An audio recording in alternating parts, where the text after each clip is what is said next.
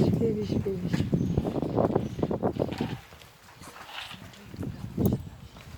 Bunlar ne?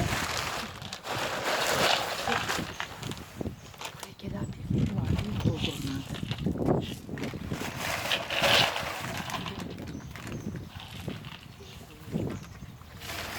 Sanki hırsızlık yapıyoruz. Ya iyi şu yastık kalmış. Ona bağlı. Size gözdağı veriyorlar. Siz onların dediklerine bakmayın. Öyle kolay değil yani. Hayvanlar öldürmüyorlar, öldürmüyorlar.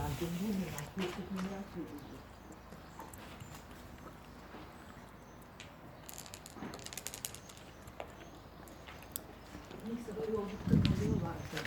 Karton kutunun içinde geliyorlar. Bak yavruyu görüyor musun? Ha, çok tatlılar. Suları var mı yanında? Oğlum yeter herhalde değil mi? Biraz daha verin. Burada vermek istemiyorum. Verin ve ben olsam inadına verirdim. Hiçbir şey yapamadı Reyhan Hanım. Onlar korkutmaya çalışıyorlar.